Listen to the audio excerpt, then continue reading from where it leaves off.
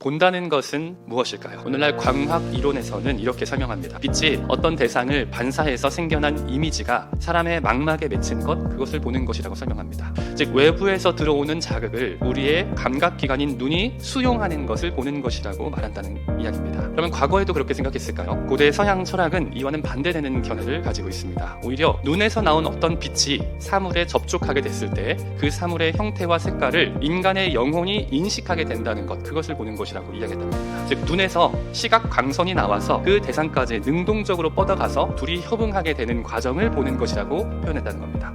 본다라고 하는 것에 능동적인 의미를 강조하는 사고라는 것을 알게 됩니다. 그렇습니다. 무언가를 본다는 것은 정말 중요한 일입니다. 무언가 한 사람의 눈앞에 있다는 것은 단순히 그 사람의 망막뿐만 아니라 그의 영혼의 깊은 곳까지도 영향을 미치기 때문입니다. 출애굽기 마지막 장면은 온 이스라엘이 장막 위 구름을 보았다는 내용으로 마무리됩니다. 그런데 원문을 직역하면서 충격을 받았습니다. 왜냐하면 그 구름을 보았다라는 말로 출애굽기가 끝나지 않기 때문입니다. 그래서 한글 역본을 제외한 외국 역본들도 다 살펴봤더니 보았다라는 동사를 사용하는 역본들이 없습니다. 원문은 그 구름이 이스라엘의 눈을 위해 있었다라고만 표현합니다. 즉 그 구름이 존재하는 목적이 무엇이었냐면 이스라엘의 눈을 위해서였다는 것입니다. 이스라엘이 그 구름을 보게 하기 위한 것도 한 가지 목적인 것은 사실이지만 이를 통해 궁극적으로 하나님이 원하시는 것은 이 구름을 통해 하나님께서 너희와 함께하고 계신다는 것을 전하기를 원하셨다는 겁니다. 이스라엘이 성막 위 구름을 본다는 것은 그들이 하나님의 임재를 보고 있는 것이었습니다. 다른 말로 하면 그들이 하나님의 인도하심을 깨닫고 있는 방법이었다는 것입니다. 하나님께서 지금 어떻게 말씀하고 계신지, 하나님께서 나를 어떻게 인도하고 계신지, 하나님이 나를 어떻게 보호하고 계신지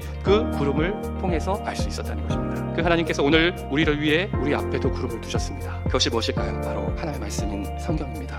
오직 이것을 기록함은 너희로 예수께서 하나님의 아들 그리스도이심을 믿게 하려 함이요 또 너희로 믿고 그 이름을 힘입어 생명을 얻게 하려 함이니라. 아멘.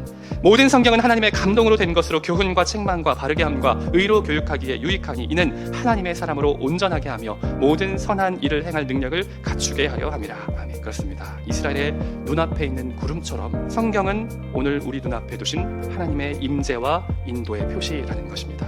따라서 하나님의 백성이 하나님의 임재를 경험하기 위해서는 늘 그 눈앞에 성경이 있어야 합니다. 하나님의 인도하심을 깨닫기 위해서는 항상 말씀을 바라봐야 한다는 것입니다. 저와 여러분의 시선은 어디에 닿아서 무엇을 보고 있습니까? 그리고 무엇을 보는 것을 여러분 즐거워하십니까? 무엇보다 빛 대신 하나님의 말씀이 늘 우리 망막에 맺히길 원합니다. 말씀을 통해서 십자가의 그리스도만 우리의 영혼과 우리의 내면에 고정되기를 간절히 소망합니다.